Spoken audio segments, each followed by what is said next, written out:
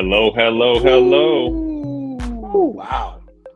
What an end to the regular season. Damn. Welcome to the Hoops Rehab Show with your host, the game injury doc, Dr. Evan Jeffries, and my co-host, Eric B. Mack on my right. What up, everybody? Woo! Happy Sunday. I'm What ready a to get finish, into man. it. What a finish. Yeah, man, that was the Warriors-Clippers game was like pretty epic playoff type of intensity. So, hey, I'm gonna give some credit to Adam Silver. I was never a big play-in believer, but I think it's turned the end of the regular season into a bona fide, like absolutely must watch, especially probably the last 10 games. So hats off, Adam Silver. You've done a hell of a job to kind of get people watching and entertained, and just the whole play-in like aspect where there's only 6 teams from each conference going in, so you got to battle for those spots. So great job by Adam Silver there. Oh yeah, I think we've had some chatter about the plan, and a lot of times the conversation is like what it's doing is it's adding the 9 and 10, which is making it more competitive. But what it's also doing is it's making that rush, so to speak, to get the top 6 even that much more important. So I'll just give you an example. So today's game, right? Yep. Warriors and Clippers. The winner was going to get the 5, the loser was going to get the 7. In the past, if you were the 7 or the 5, there probably wasn't that much of a difference because you're starting on the road. You're most likely still getting a tough opponent. And so I think you would have seen maybe guys not playing today because of that. But Yep. since it was such a high urgency game, because obviously the 7 being part of the plan and not guaranteed a playoff spot, it obviously made for a magical game. And that's what it was. It was Yep. overtime. All the stars came out to play, and Kawhi, James Harden, and the Clippers got it done. And they're now the 5th seed, Yep. and they're going to be playing the Denver Nuggets. And woo, that's going to be a big time matchup. Yeah, we're gonna get into it today. Yep. We got some topics today. We got the obviously the Warriors and Clippers matchup. We're going to talk about the Lakers kind of season recap and their playoff Yep. matchup with Minnesota. We're going to talk about some injuries around the league that could be concerning for some of the playoff teams heading into the first round, and also heading into the play-in. And then we're just going to get into some contenders, right? Like we're going to have a little over/under of how many contenders we actually think are vying for a NBA championship. And then we'll just kind of predict what we know right now of the play-in matchups and see where that leads. But if you Absolutely. guys, like always, comment on we're on YouTube, Twitter, and Instagram. So if you guys have any questions or just any comments in general, we'll try to get to those as you put them out there. But man, let's get into the Warriors and Clippers first game. I mean, the last game of the season, but that matchup right now. What'd you see? Oh man, it was crazy because the morning started obviously a little underwhelming with all the East games. Um, Playoff seeding has already been locked.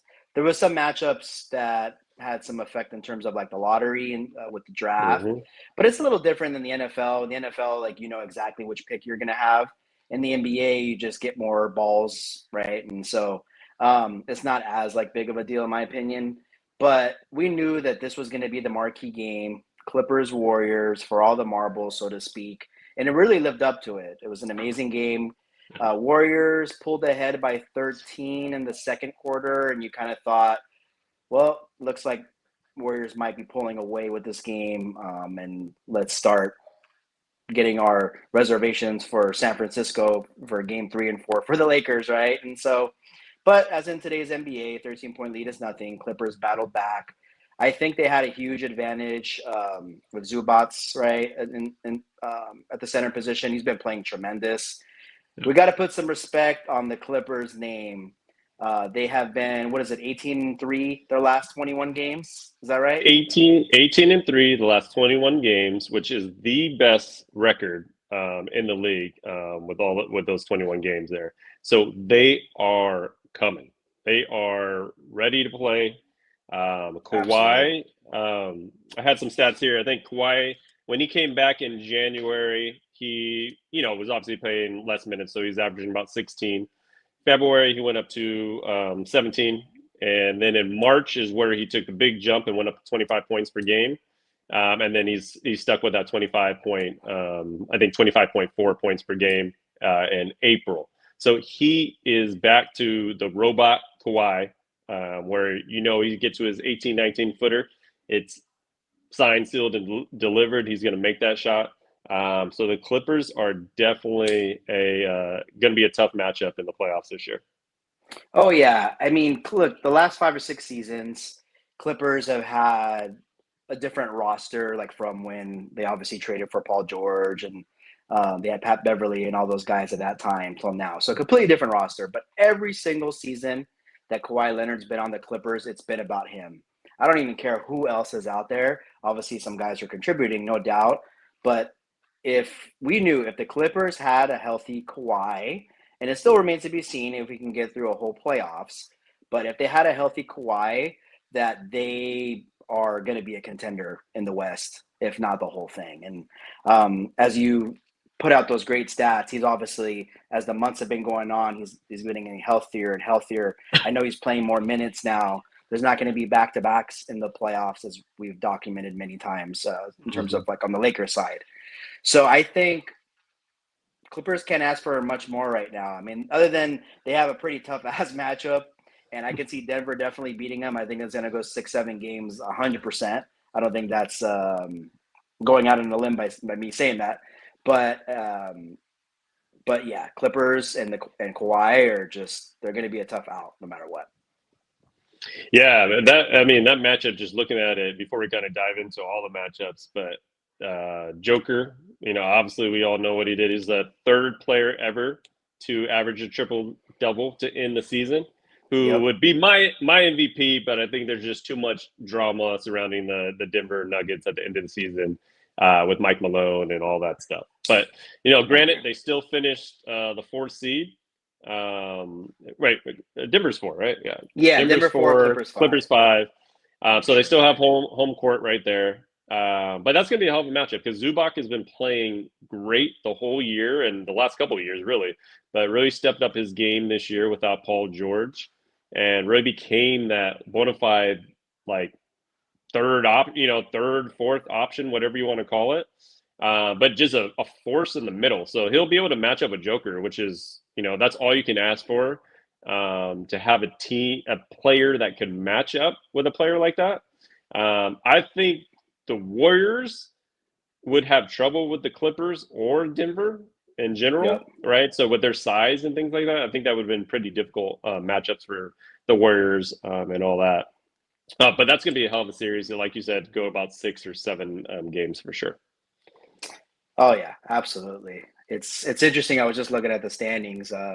So we'll get into a little bit on the Lakers, obviously, but Lakers, Denver, and Clippers, the 3, 4, 5 all finished at 50 and 32. And luckily, obviously, if Lakers knew this game was big, I'm sure it would have been a different outcome. But they ended up with the same record, those 3 teams. And again, because of that tiebreaker that Lakers earned, they are obviously the 3 seed. And so, yeah, man, it's gonna be amazing. Obviously, I'm sure Clipper fans are stoked. You never really want to get in a play-in situation because when it's just one game and you think it happened, that's an extra game on Kawhi Leonard's obviously body. Now he's gonna have a probably full week rest, maybe about 6 days or so at minimum. And so, yeah, that's like one of the first round series that I'm looking forward to. And one thing, it's funny that you mentioned that the Clippers are 18 and 3. The funny thing is there's a team that is 17 and 4 in their last 21 games, and that is the Minnesota Timberwolves, the Lakers' first round matchup. And I don't know if you guys were listening in a couple of days ago or a few days ago. We asked Doc what his prediction was of who the Lakers would face, and he pretty confidently said Minnesota. And looks like your crystal ball was right, and that's what we got. Yeah, let's dive into the Lakers right now. I mean, overall, I want to give kudos to, well, we can start just at the top, right? So Rob Pelinka deserves some flowers for number one, hiring JJ Redick. I mean, I think we all know that he can coach. He's done a hell of a job in his first year. I know that there was obviously Lakers offered Dan Hurley a job and he didn't take it, which is kind of like almost dodging a bullet.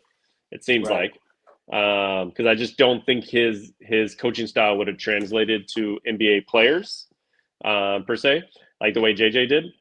But immediately you knew JJ was going to be a hell of a coach coming into summer league. You knew he had command of his team, the players around him, the coaching staff around him, which he gathered, which he has obviously bright minds and people that have been coaches before, like Nate McMillan and Scotty Brooks. So he's done a hell of a job to just get that staff going. And you could just tell, like, whenever he's in the press conference, he's just calm, cool, and controlled because he's been in the media. So he knows exactly what kind of questions he's going to be asked. And he coached his ass off this year, man. So I just want to give him props with that. And then we can get to my man, Rob Pelinka, making probably the most ridiculous trade, in-season trade ever created by getting Luka Doncic from the Dallas Mavs, right? I just think overall, if, obviously there's GM of the year, that should wrap it up, regardless of who you signed as a free agent. But the fact that you're able to get Luka and only give up one first-round pick, no disrespect to Anthony Davis, but you still only gave up one first-round pick. So big props to Rob Pelinka. And then now we got to just get to the Lakers and the players because they obviously have to play the game. You can be coach. You can have all the general manager do all his job. The players got to play, and they played their butts off this year and finished with a 3rd seed. So regardless of what you think about narratives and everything with the Lakers finished a 3rd seed and not in the play-in for the first time, right? We've been in the play-in like every time, basically. Yep. So big props to them. What do you think about the Lakers season overall? Well, yeah, I mean, thank you for obviously mentioning starting up top with Rob and JJ. Obviously, they were tremendous, as you well documented there. And so I was just thinking this morning, like, this is probably the first time that there's been a Laker game, other than the year they didn't make the playoffs, because that was just a terrible year, where you just like were kicking your feet back up and you were just comfortable and you didn't have to worry, like have stress about if they're going to win or lose. It's honestly been since probably the bubble year of 2020. And before that, it was, when I was looking, it was 2012. So the last few years, Lakers have had to play through the last game of the season just to solidify a spot in the play-in. So, for example, last year they had that game at New Orleans, very last game of the season, just to try to get at least the 8 seed, which they did, and then they had a rematch against New Orleans during the play-in, and they won, obviously, and then ultimately lost to Denver. So I wanted to put that out there first, that it was amazing to finally have the last couple of days of the season knowing that we're going to be in the playoffs for sure, and then obviously at a good spot at the 3, which we all know what that means, and we'll talk about that too. But yeah, just an amazing season. I think it was a tale of 2 years, or 2 seasons, I guess, in one. That big trade on February 1st really changed everything. Lakers were actually playing decent ball by February 1st. They were the 4-5 seed in the West. And I think if we had that same team, we would have been satisfied, like, hey, let's just get a top 6 and then kind of see if we get the right matchup. Maybe we can make some noise. But I think with the Luka trade, it made Lakers a contender. Obviously, we'll see what happens, right? Nothing is guaranteed. They could bow out to Minnesota the first round. You never know. But obviously, if you were to tell me at the beginning of the year, Lakers would be 50-32 in the 3rd seed, I would have taken that anytime, right? Knowing how they've been playing as of late and how they've been in the play-in. And so just the most recent Laker 3 seeds, just to, I like to throw the stats out there. So the last time Lakers were a 3 seed was 2012. They did lose to OKC in the 2nd round. And then the time before that was 2002, where the Lakers won the championship. So those are the last 2 years, NBA seasons, that the Lakers have been the 3rd seed. And so, yeah, great year overall. And now it's time to get into the real season. Yeah, I mean, like you said, you had told me earlier they're going to be 15-32 and third seed. Take that all day, every day, right? It gives you home court um, in the first round, obviously, Yep. and then just like this year's matchups, I think the Lakers have probably gotten the luckiest they could have gotten, right? I'm not trying, no disrespect to Minnesota, right? But Right. if we all had to choose between teams, and it was you had Denver, Clippers, Warriors, and Minnesota, Yeah. I would assume most people would choose Minnesota as your matchup, right? Yep. But you're having Anthony Edwards out there and having a superstar is going to be a problem for Absolutely. this series. But I think the Lakers lucked out on that matchup. And then when you think about if you were to advance in that first round, you get to the second round, you got either Houston, right, the 2, and then we still don't know who's going to be the 7, but you would think the Warriors would win that matchup Mm-hmm. with Most the likely. Grizzlies, more than likely, right? So you got the 2-7, which would be Houston and Warriors, and we all know what I've kind of said about that prediction before because I thought Minnesota would be the 6, and I thought the Warriors would be the 7. I thought the Warriors would have no problem getting through Houston.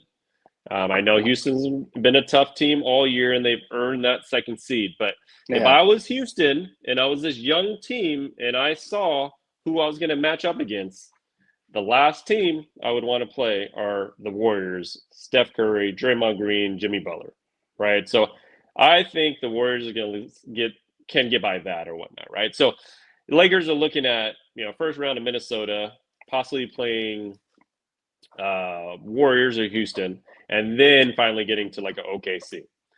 And Yep. then on the other end, right, you got the OKC, which will have to play a Denver or Clippers team, right, in that second round matchup, which is going to be a tough matchup for them regardless, right?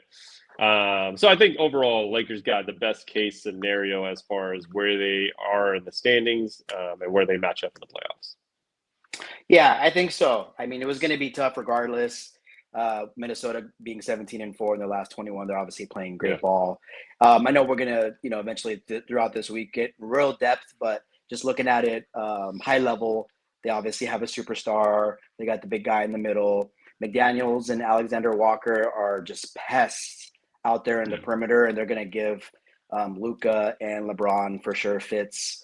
So they're going to be tough. Obviously, DiVincenzo off the bench too, just instant offense and super aggressive. And so I know we're going to obviously break down that matchup again, as I mentioned, as the week goes on.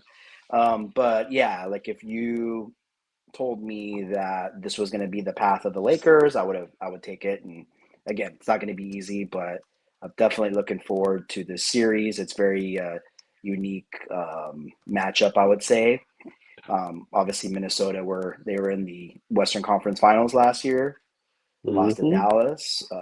They definitely have a little bit different of a team with trading Carl Anthony Towns during the summer, obviously. But yeah, it'll be interesting. Definitely, again, just proud of the Lakers. I think the growth of Austin Reeves, we didn't mention that, has been tremendous this season. And obviously as well, Rui too has really stepped it up since that trade for Luka. But yeah, it's gonna be showtime for sure, and I can't wait. Yeah. Yeah, I mean that's a good point though. The Timberwolves have some experience, right? They got to the Western Conference Finals last year, and yes, they don't have the same roster, but they got the same core group of guys. Besides, Yep. obviously, Karl Anthony Towns, and when you're young and you're getting that experience of getting further and further in the playoffs, he's gonna be a problem. I mean, like I'm trying to look at matchup wise for where the Lakers could have trouble. And I think that's obviously the athletic Anthony Edwards, right? So Right. we're going to, when you think about matchup wise, you got Luca on the court, you got Austin Reeves, you got LeBron. I'm just starting lineup rise like Rui and Jackson Hayes, right? Who's guarding Anthony Edwards to start off there? I mean, yes. Oh yeah, I was thinking Finney Smith, but obviously he's not starting. Not in So there yet, right? yeah, so it'll be interesting. Yeah, so I think first Crunch time, quarters he'll kind of be on him. yeah, But yeah, yeah. First quarters are going to be a little rough, I think, right? Because Anthony Edwards, I mean, we got AR on him. I mean, you can't give him too much fits on defense there. You might have LeBron switching on him here and there for spots, but I think Dorian Finney-Smith is going to play on average 30 minutes a game Mm-hmm. for this next series. Like they're, yes, Minnesota's big with Gobert and Randall, but Gobert's not necessarily the offensive threat that you usually have to deal with for a big guy. So I can see Jackson Hayes obviously playing, matching up with them and things like that, but they're going to probably go to that small ball lineup with Rui and Dorian at the 5. And then Dorian will probably be guarding Anthony Edwards a lot of the game, right? So you're going to, at least we have that option in our back pocket, right, to have somebody like that to guard. But I think the first quarter is going to be a little bit rough. I wouldn't be surprised if Lakers are down kind of early on in games, which is never a good thing going into a game. But just looking at matchup wise, I think Anthony Edwards is going to give us a lot of problems there. Yeah, and I forgot about Nas Reed too. I mean, they're actually pretty. Yeah. It's gonna, now that I'm looking at the roster, I'm like, damn, do we really want them? Yes. But I mean, it was going to be tough because obviously he's a stretch big. Yeah. I obviously they haven't even played a game yet, but I am curious if they do have those slow starts. I wonder if we adjust our starting lineup, but we'll have to obviously see what happens. But yeah, I just don't think they can against how big Minnesota is. yeah, I don't think you can go immediately, unless obviously you go down like 0-2 or something like that, or something drastic. But they're big. I mean, you're going to have Gobert, you're going to have Randall, you're going to have Nas Reed. Those are three guys that and Randall, right? So we're not going to have the size advantage at all, right? So we have to play that quick pace, quick speed. But yeah, I think that's going to be a little bit of an issue, right? I mean, we have Jackson Hayes, and then who else after that, right? You have Jared Vanderbilt. I think he's going to have to be important for this series, right? We're going to have him at the 5 to kind of bang against Gobert and also be able to kind of defend Nas Reed, right? Like he'll probably be matched up a lot on him as well. Yeah. And then spot positions where he can guard Anthony Edwards too, right? Because he's obviously going to be a little bit of an issue for us. So I think overall, like their size is concerning. I just think they're a younger team that the Lakers will have kind of that veteran leadership. And we all know how Luka likes playing against Gobert, right? So more than likely, we're going to try to play Gobert out the lineup. If I'm JJ, like I would imagine he's going to be designing a lot of pick and rolls to kind of get Luka matched up with either Randall or Gobert, because I don't think either of them are quick-footed. So Luka's ability to create space there with his dribble and just coming off his screens and making plays. Lakers are probably going to run a lot of those pick and rolls options or a high screen and roll type of things. So that's going to be probably our best bet, is to kind of get Gobert off the floor or actually draw him out from the paint. Yeah. Right. So I think that's going to be the key. And if we start doing that more, I think probably Nas Reed will probably be more of a factor in this series because he can just spread the offense for Minnesota. Yeah. Yeah, no, that's definitely a good point. I see Lakers definitely attacking Gobert.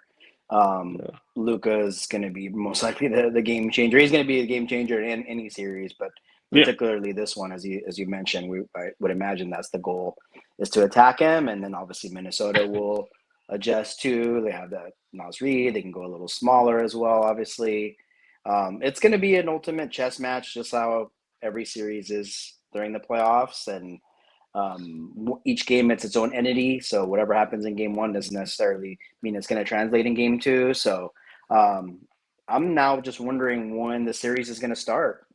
It's obviously going to be Saturday or Sunday. To be honest, I don't recall last year if they announced the schedule like around the play-in time, or they'll do it tonight. But keep in mind, so for all you guys are kind of making your Easter plans and you're wondering when the Lakers are going to play, this doesn't mean anything. But all right, so ABC started carrying the playoffs in 2003. So it was on NBC through 2002. And since '03, the Lakers have had, so '03 they had the Sunday like noon slot. '04 they played Saturday night against Houston, and then the only other time that they played on Saturday was last season against Denver. So the odds are Lakers will probably have that Sunday matinee game, and that's going to be on Easter. So that will be interesting for those that are trying to figure out like when the Lakers are actually gonna start their series with Minnesota. Yeah, I'm trying to remember last year if they said it once Tuesday's game ends, right? So they at least know the 7th seed, and then they usually can set it up that way. Yeah, I think. Yeah, I mean, the Lakers usually play on a Sunday, and I think right now the Lakers have been in like that play-in most of the time, right? So it's just been like setting up their schedule for the Saturday, Sunday has just been all over the place because we don't know where they're going to finish. Exactly. And I think now it's like the NBA knows you got your marquee matchups, right? You know, you got your Lakers brand. I would imagine on Sunday they will be there. You know, I think OKC, OKC is, yes, number one. They got probably the MVP, but you could probably see him on a Saturday, right? You know, just like it just happens. And we'll see based on matchups. And, you know, you got the Houston, you know, the Warriors are the 7th, you got the Houston Warriors. So that's going to be interesting as well. So let's just see what it's going to be. But I wouldn't be surprised if the Lakers fall on the Sunday. Yeah. It's almost a guarantee that they'll either be Saturday night prime time or Sunday noon game. I mean, I would have to bet a lot that would be the case. Saturday night is screaming Denver Clippers to me. So I can see that matchup at that time. That's a good matchup too. So. Yeah, so that we'll have to see. Obviously, it doesn't really matter, but again, just for scheduling purposes and to see where we're at. And I'm assuming game 2 would be, you know, either Tuesday, Wednesday. I think I tweeted out that the LA Kings are going to be hosting playoff games right at the same time. So I know that's contributes to scheduling. Obviously, because they share a gym, so it remains to be seen what the schedule is going to look like. But we'll definitely second I hear it, I'll shoot it out to Twitter world for sure. For sure. One of the things I wanted to kind of just get into before we get into injuries is coaching, right? So we obviously have a first year coach in JJ Redick. And I was looking at matchup based on what player, and, you know, we were like, oh, we don't want to play the Warriors. We don't want to play on this and that. And I was like, you know what? Base it on coaching, right? So, like, if we had the matchup against the Warriors, we're going against Steve Kerr, right? So, like, ultimate game planner, obviously, 4 championships, all that good stuff. And then I was like, well, if we matched up against the Clippers, what'd that look like? Ty Lue, championship coach, right? So it's like we kind of at least avoided those type of coaches. And then what would you rate if you had to rate coaches, JJ Redick versus Finch? Oh, yeah. So Chris Finch. Yeah. I mean, obviously there is some experience from Chris. Obviously the Wolves have been in the playoffs the last couple seasons. Their first year, they made it a couple years ago. They made it to the first round. They had a tough series against Denver. Ultimately lost in 5 games, and then obviously they had that experience, as we mentioned earlier, to the Western Conference Finals last year. So it's tough because I want to say JJ, but because of his experience, I might give a slight edge. Because Chris Finch is a hell of a coach. I might give a slight edge to Finch. But then again, JJ has really defied the odds all year. So I wouldn't put it against him or to maybe have a better, output coaching wise. But I think it's like pretty neck and neck and maybe teetering towards Chris Finch. What about yourself? Mm-hmm. Yeah, I mean, Man, and like I hate to be a homer, right? I hate to be like, oh, There you go. Be a Lakers are gonna homer. win it, all that stuff, right? However, I do think like JJ has just shown, like especially when the team gets into a slump or a funk where Yep. they're lost 2 in a row, maybe even lost 3 in a row, he has figured out some sort of game plan to adjust the team and get them on some momentum to win some games in a row, right? So that's why we won 50 games this season, right? Yep. And then also, granted, yes, we got Luka in a trade. Is that an easy transition to make for a head coach? I don't Yes, think so. it's Luka freaking Doncic, but at the same time, you still have to game plan for that, right? We were used to having a dominant big who created 25 points and 13, 14 boards. And then we went from having that to having a five that's more of a lob rim runner, right? Yep. So you have to give him some props that he was able to take two different versions of the Lakers this year and make each of them very good because the Lakers are pretty good going into the trade, and then also still became good after the trade. So in my opinion, if it was a matchup between Kerr or Tyronn Lue, I would give the edge to those two all day. But I am giving the edge to JJ Redick in this matchup here. Yeah, it remains to be seen, right? JJ, exactly. Like sometimes you just think, oh, you just plug in this like superstar player, like of course he's gonna have it easy. But sometimes that's the hardest trade to when that trade happens, it's even tougher because you probably most likely built some cohesion. I Yeah. did mention earlier that Lakers were actually playing pretty decent before the trade, and so you kind of had to go back to the drawing board with Luca. And so, yeah, I mean, kudos to JJ, and um, yeah, we'll see if it's could definitely come down to coaching. Yeah. Obviously, I hope JJ out coaches him, and again, we'll see what happens. Mm-hmm. And I'll make one last point because I remember when the trade first happened, like people are like, it's for the future, and they're like, well, this season will be a wash, right? Lakers won't really figure Yeah, out how to get it done, I and then you're actually like now like you feel they are strong contenders with Luca, right? Than they probably would have been with AD, and they've figured mm-hmm. out a way to win games and actually secure a third seed. So I think like just given that, it's like when the trade first happened, you're like, oh, maybe it's a wash this year because we don't have any bigs. The Mark Williams trade got rescinded, right? So then you're Yeah. like, we don't have the bigs kind of match up with the NBA this year. And JJ Redick has found a way to get the most out of his team. I love the way he says, when we go small, we're not really small, right? If you look at the lineup, it's AR at 6'5", Luca at 6'7", 6'8", LeBron at Mm-hmm. 6'9", Rui at 6'8", 6'9", and Dorian Finney, or if you want to say, yeah, probably Dorian at that time, and he's about what 6'7", 6'6". So that's technically not a small lineup. You just don't have the traditional big in that lineup because we're No. long and rangy, and I think that does make it creates a little havoc on defense. So Yeah, I that's think kind of it's like definitely air quotes when you say small ball, small. right? Because they Yeah, obviously at their prospective positions they have a lot of length or each individual.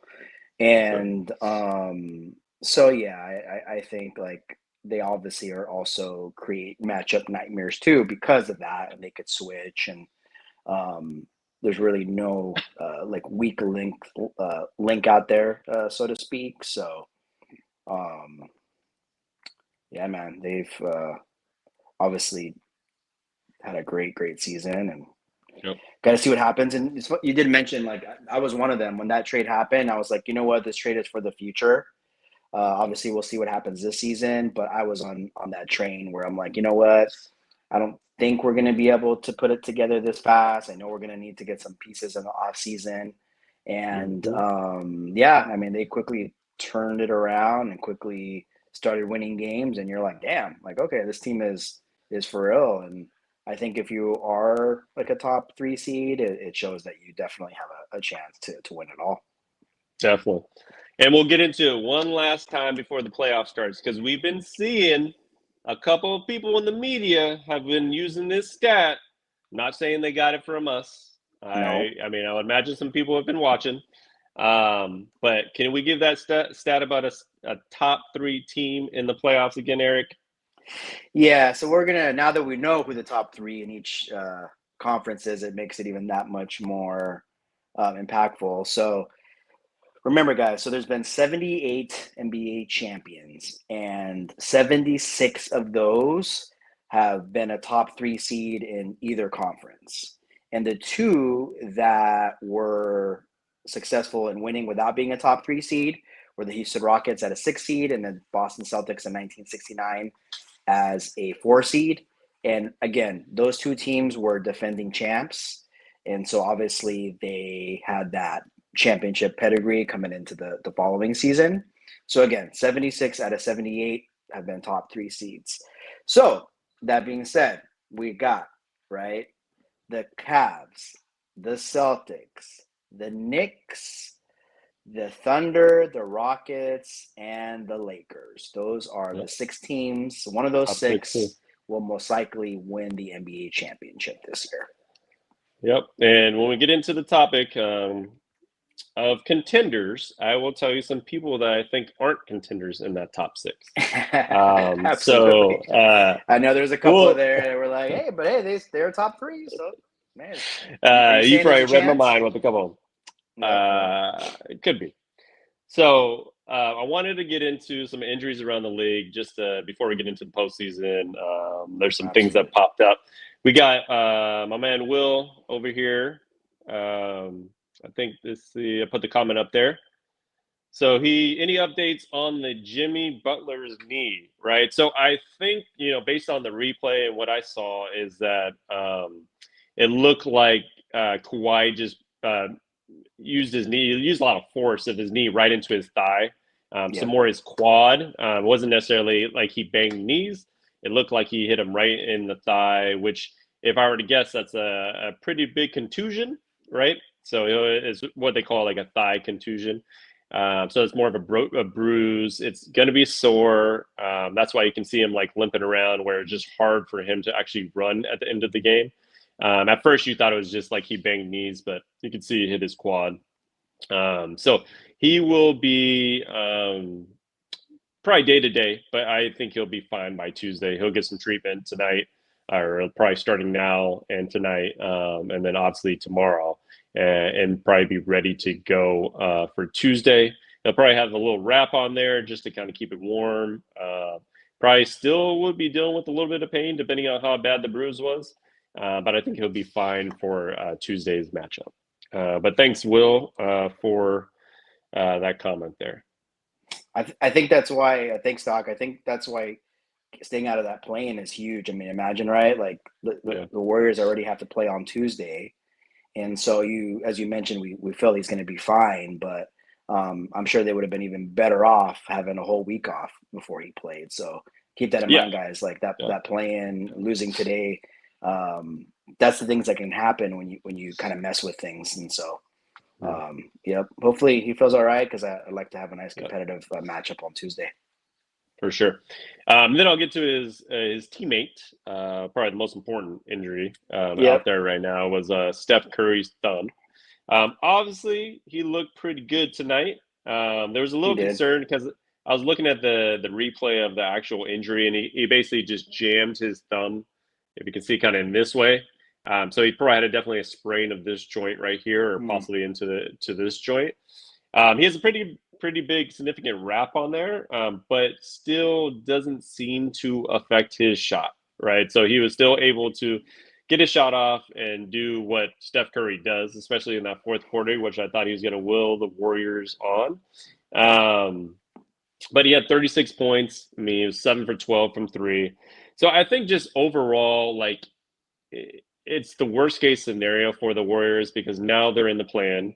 They got to play an extra game. They get less rest. So I think they'll be ready to go on Tuesday and at least finish that game off so they can play on possibly Saturday or Sunday at that point, claiming the 7th seed. But yeah, it wasn't ideal for them to not get a week off of rest, right? You would think that Steph probably needed a little bit more time.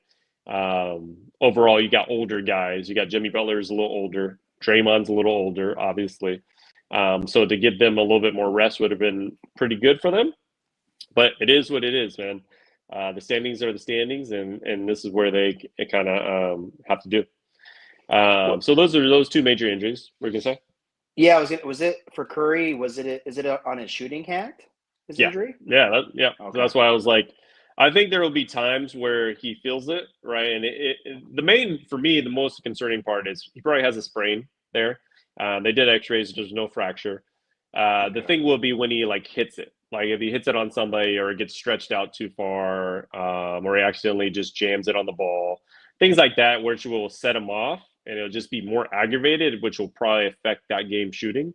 Gotcha. So that's just yeah, that's like the main concerning part is just the like throughout the playoffs or at least the first round if they get there, if they get there. Yep. But more than likely they are. They'll have a little bit of issue with that. So it's kind of like obviously he doesn't have or they don't have the luxury of time to let that Mhm. thing heal. So it's kind of maybe something that's just going to be there, right, for this run, especially like you said, if he re-aggravates it or something like that. Yeah. So that's something to look out for sure. Yep. And then let's get to the Lakers guy, LeBron. We all Yep. kind of held our breath on Friday night Whew. when LeBron left in the third quarter, which looked like an apparent re-aggravation of his groin strain. Now, when I saw the play, it looked like he definitely overstretched there, and like he felt it right away, and just like immediately shut it down. Like he didn't even try to like play it off like he was gonna keep playing or anything like that. And obviously, Right. never entered the game again. And then you see him on the bench dancing, kind of playing around, like making it like it's not a big deal. I'm still concerned in a way. There's a couple factors for me. Is number one, he's 40 in his Yeah. 22nd season. He has had some soft tissue injuries, some foot ankle issues, and just going into a playoff series where you're gonna have to grind. Now that he's kind of like what we say initially injured in Boston, and then now he's tweaked it, right? So now that tissue is just a little bit more aggravated. So he has more of a chance to probably I wouldn't say he's going to injure it again, but there's a higher probability of him coming up with a groin issue again, right? Wow. So the one thing that helps the Lakers is having time off, right? So they didn't have to play on Sunday, the normal starters, right? Nobody really had to play, so he's getting Friday to possibly Sunday of the next week. So he's getting roughly 9 days, 8 9 days to kind of heal and get his rehab going with that. So I think that will definitely help in the long run. I just think overall, if the Lakers are trying to make this playoff run, is a 2 month grind, right? And we just always have to have in our back of the mind, LeBron is not human, obviously, but he is in his 22nd season and has had in this past month or so a groin issue. So that would just be in the back of kind of when you've seen him play. LeBron knows his body the best, so I'm not saying that he's not going to be there full speed and doing all that stuff. We just have to be conscious of that fact. Oh yeah. I mean, I was definitely holding my breath, and I mean, now that Yeah, you give us that insight, that's really amazing insight because we, are not out of the woods yet in terms of that injury. Obviously, it's one of those yeah, things like you can't really predict it.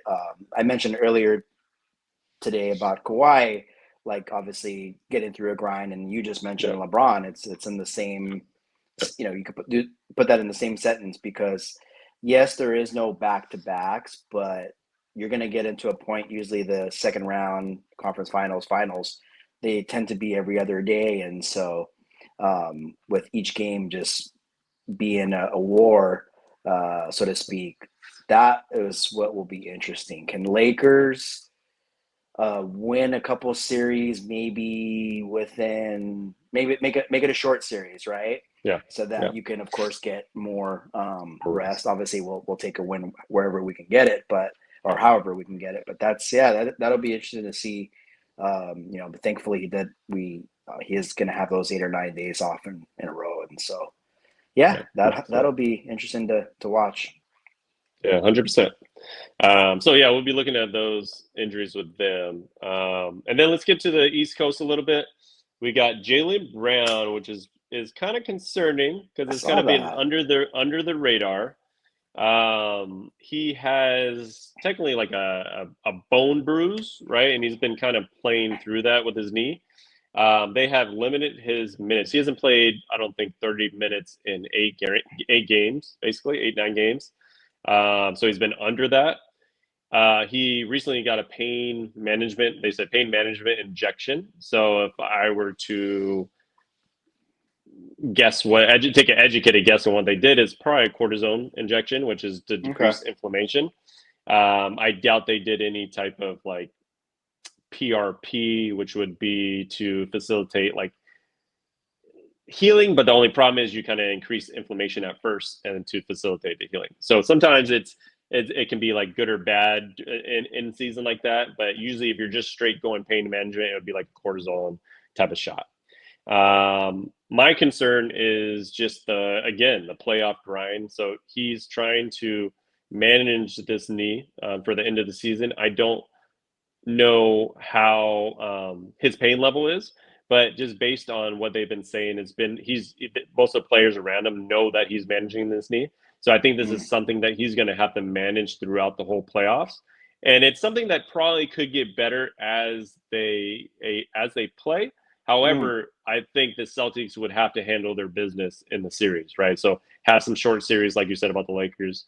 If they sweep somebody or they do a gentleman sweep at 5 games, that will help them overall get some more rest and healing. And if, say they're blowing out teams, he's getting less minutes and things like that. So I think there's a level of Wow. concern because he's one of their primary defenders. Um, uh, but overall, I don't think the Celtics are going to have too much trouble in the East. But it is something to watch for in some of these playoff matchups. Yeah, they definitely need Jaylen Brown, like a almost 100% Jaylen Brown, I Yep. think, to win a championship. But luckily, they are in the East, and I think they would be able to get by a couple series. Like, I don't want to say without him, but maybe not him at such a high level. I'm just kind of curious though. Like, do we know, like, did it happen on a play or something, or I wonder if it was just kind of compounding. That didn't get leaked, right? I think the Yeah, shot I did, didn't but see I didn't see didn't see the actual much. play. I think it's just something that um, he probably injured in a game, right, and then went back and had some imaging and things like that, and that's what they found. Or it's Mm, something maybe he's been dealing with, and then finally was just like, all right, let's get some imaging to figure out what it was. Typically right. bone bruise would happen on some sort of play where it just kind of gets jammed, the knee gets jammed, and those two bones hit against each other. So that can just cause the bone bruise, which is something that a bone bruise can just take a long time to heal, right? Laker fans are familiar with bone I was gonna bruises. say. Uh, my guy Kendrick Nunn was basically out a Oh whole yeah, year with the bone bruise, and then my now man.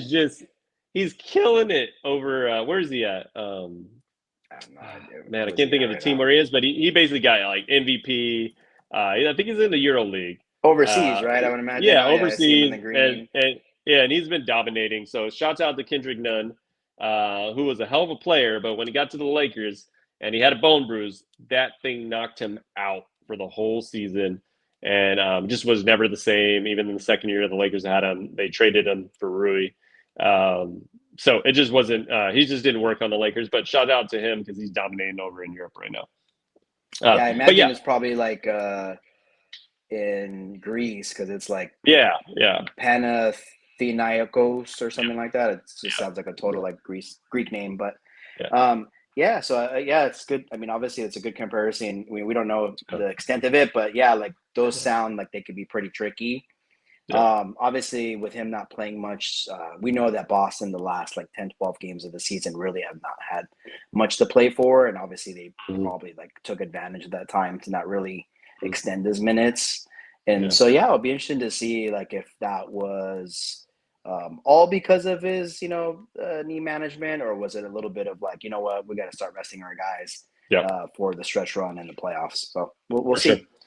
Yeah, we'll see when it comes to first round. And then lastly, I'll get to Donovan Mitchell. He's been out the last 4 games with an ankle sprain. From what I've read and heard from kind of coaches and him, he'll be ready for game one. They were just kind of resting him, making sure that's healed. He probably could have played if it was a playoff game. But smart thing is they had the number one seed locked up. So they had to rest him and things like that. So I don't think Makes the sense. ankle sprain will be too much of an issue. He'll probably just have it taped up or braced up in that aspect. So those are the injuries that we were most concerned with going into the playoffs. And when injuries happen, I'll be there tweeting it out and trying to give you guys some knowledge on what's going on. But for right now, the good thing is there's nothing major because you hate to see stars out. And it's good to see that most of everybody is ready to play for the playoffs. Yeah, I was just reading a tweet from David Miniman. So it's pretty interesting. So the Lakers opened their preseason against Minnesota Timberwolves. They opened Yep. their regular season against Minnesota Timberwolves. The Yep. Doc and Eric B. How's that Mack game? were at the game. Yep. And now obviously they'll open the playoffs against Minnesota. So I was looking because just in case they had the schedule pop up, Yep. I want to make sure I get that to you guys before we take off. But yeah, it looks like nothing yet, but that is pretty crazy. So it was almost meant to be. I mean, should we go to the game at this point since we both went to the first game together? Hey, we brought that good karma, obviously, right? We went into the year thinking like, oh man, Minnesota's probably going to dominate it. I know they were favorites in that game for sure, Minnesota. So yeah, we may have to partake. If it's Sunday, I'll holla at you. Yeah, for sure. Absolutely. All right, so let's get into it. I was kind of excited about this topic here. Kind of contenders for a NBA championship. We also know that Eric B. Mack has given us an amazing stat. 76 teams out of 78 teams have won a NBA championship by being the top 3 seed. So I'll start with you first. Number one, over under for contenders for this championship this year. What would be your over under? So I'm leaning at about like 5.5. So like you guys out there, let me know if over under. So I got obviously Boston and Cleveland in the East. I got OKC, Lakers, Clippers, and then so that's 5. And then you got to think Denver and Golden State, right? So that kind of makes it that 5.5. And so I think those are the contenders. What about yourself? Interesting. Okay. I got my over under was 4.5. So I will go with the over with that. Okay. And I really only got, and we'll just start with the East. I got 2 teams there. Okay. Yeah. We got Boston. Well, I would say 1 team. We got Boston and Boston, but we got Boston and Cleveland in the. Can we just get this series, the whole matchups over and get to the conference finals? Let's just start it now. Start it tomorrow. Why not? Like I like in general the Knicks as a team. I just think there will be I don't want to talk about somebody's job, but I think there will be a coaching change after this year, unless the Knicks get to the conference finals or the finals, right? I think that's kind of like Tibbs, like he has to get there, or else there's just going to have to be a change in who's running the team, just in my opinion. So I really got those 2 teams, Boston and Cleveland. And then in the West, I have OKC, right? Obviously the most dominant team there. I have the Lakers, right? And then I put the Warriors as a championship contender as my 5th team there. Yes, they are a 7 seed. They're not even in the playoffs yet. Yeah. But more likely will be a 7 seed. However, they will, if they were to be the 7th seed, they'll be playing Houston, which we kind of all know how I feel about that matchup of the Warriors versus the Rockets. I think it'll just be the veteran team that will be able to take that one. And then it would be like, say, a hypothetical matchup of the Lakers and Warriors, right? So the winner of that series, I think, will be huge, right? So they'll have the momentum going into the conference finals. and then you're going again against another possibly younger team like OKC, or possibly maybe your Clippers that you think are contender, right? So I think the Warriors could have a pathway to it, and could be another one team that has won the championship from a 7 seed or 6 seed and above, right? So it'd be one of three that would have done it. So those are my five for you, as far as who I think can contend. What do you think on that?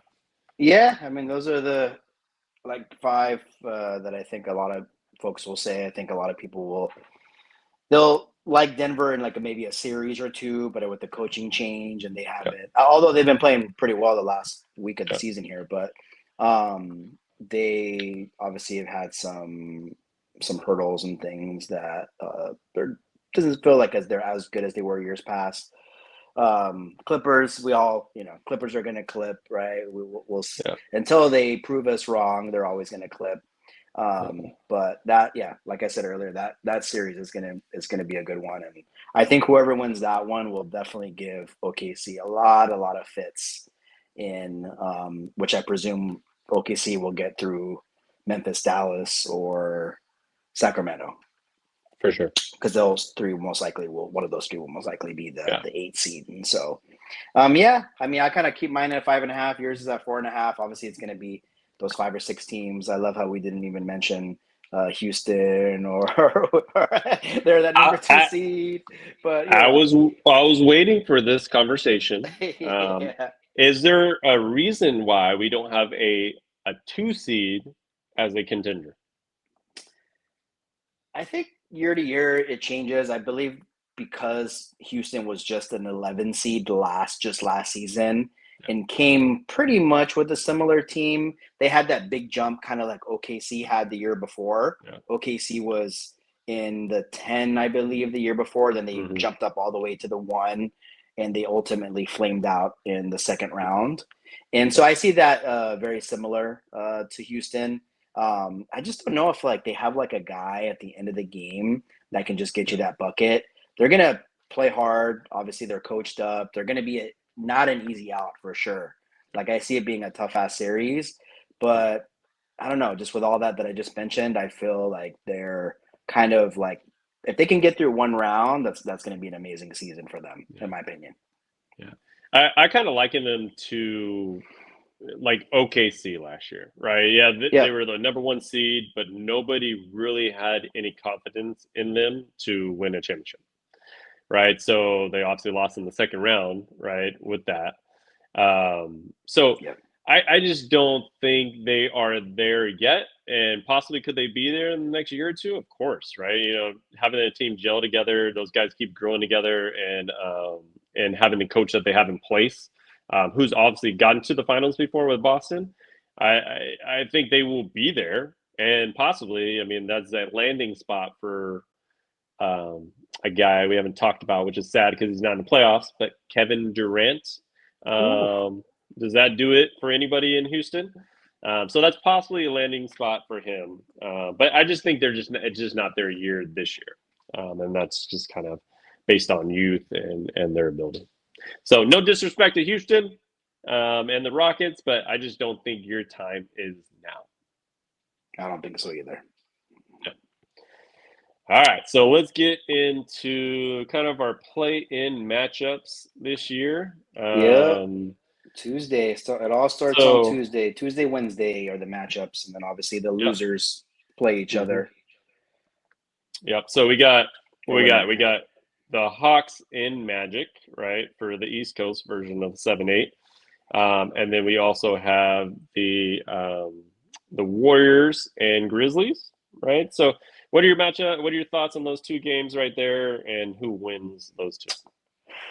So as you guys should hopefully know, so the winner of those two matchups will be the 7 seed, as Doc pointed out.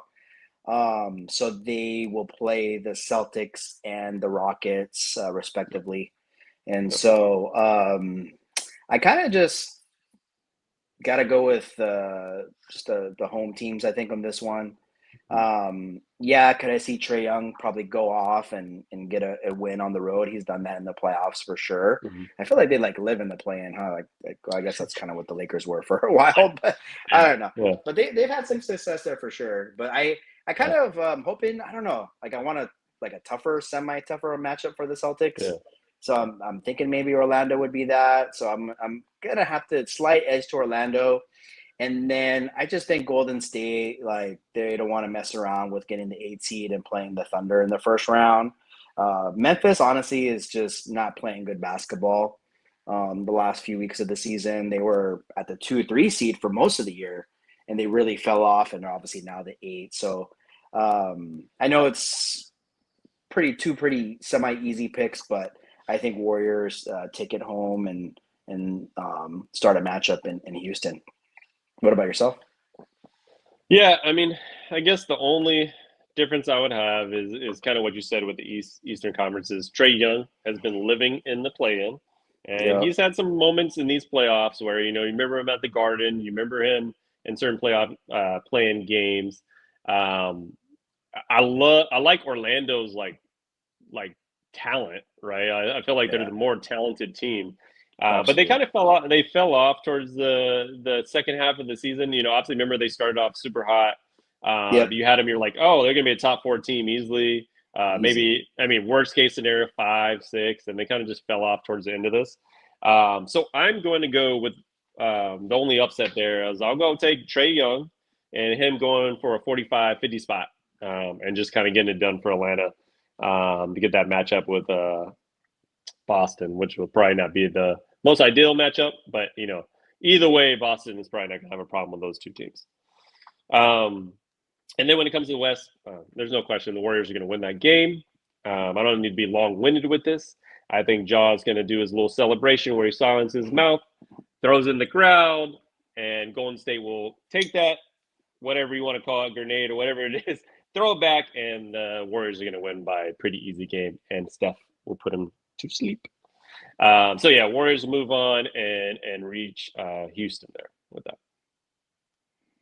Yeah. Yeah. I mean, obviously anything could happen, but I think those that Orlando Atlanta toss up, I totally expect Warriors to pull out that game. They don't want to. I don't think they want to mess around anymore. So Yep. And then we got, let's see, the last ones, the 9-10 matchups. We got the Bulls and Heat at the 9-10, and then we got the Kings and Mavericks at the 9-10. So I'll start first with this because it shouldn't be that long of a segment. nope. I do think the Heat will find a way to get it done just because Eric Spoelstra is a hell of a coach. And if I'm going to choose anything, I'm going to choose coaching in that game. And I think the Heat will kind of get it done and be that move on to the next game to play the loser of the 7-8 matchup. And then I'm picking 2 10s basically because I feel like AD is got enough experience and wants to kind of prove a little bit that he's still the man. He's still a dominant player in this league, and I think the Mavs will at least pull off that upset in Sacramento, and possibly grab that 8 seed when they match up against whoever loses in the Warriors. Possibly match up against the Grizzlies. I mean, I can't say anything's 100%, but 99% sure that would be them playing the Grizzlies there. So what do you say? Well, there's word going around that there's 3 guarantees in life: death, taxes, and the Bulls and the Heat in a play-in game. So this is the third season in a row. Speaking of the Hawks always being in a play-in, so this is the third season in a row that the Hawks. I'm sorry, not the Hawks. Oh God, them too. But the Bulls and the Heat are matching up in the play. See, So the funny thing is, I thought that was the case, but I just didn't want to look it up. I was like, you know what? I remember I think the Heat was a 10 last year, and I think they won, right? yeah, Or whatever it was, and whatever I it just was, didn't want to yeah. look it up. So Yeah, go I ahead, don't. tell everybody what happened. No, yeah, no. I mean, so basically, the Heat have won the last 2 matchups with the Bulls, and actually 2 years ago, the Heat beat them and then took it all the way to the finals against Denver, which is interesting. But you know what? I'm gonna go with the startup Bulls though this time around. Okay. 0-2 the last 2 years. Spoelstra is a hell of a coach, obviously well documented. We know that, but I think they're like in Cancun or like just vacation in Miami type of vibes right now. So I'm gonna just choose the gutsy Bulls that obviously gave us fits. And then I'm gonna agree with you. I'm gonna go with AD, Anthony Davis, and the Mavericks. I think Clay is gonna have a hot night. I think AD is gonna punish Sabonis. Although actually, when he was on the Lakers, it wasn't so much punishment. But yeah, that's right. I gotta agree on that one though. I think Mavs will move on, and Mavs will play the Memphis, and Bulls will play, I guess, Atlanta. If my predictions come true. Yeah, let's pray. We'll see what the See what happens. I mean, it's just a look toss like. Yep. And then so the first one's Tuesday, and then we got Wednesday. So we shall be on either Tuesday or Wednesday, kind of after the play-ins, kind of talk about it. And then when everything's finalized, we'll do a little playoff preview. Just kind of get some matchups that are actually secure and kind of see what that looks like. Got any last words, Eric? Well, keep something I just thought of. Keep in mind, so Friday would be the battle for 8. So that means that the 1-8 matchups would start on Sunday. They wouldn't start on Saturday. So that means Thunder will be playing someone on Sunday and Cleveland. Yeah. So that'll be so two of the four. Two of the four. Okay. 2 of the 4. That makes more sense. Food for thought. But yeah, it's funny because usually Lakers would be like a Sunday day type of like a 12:30 matchup.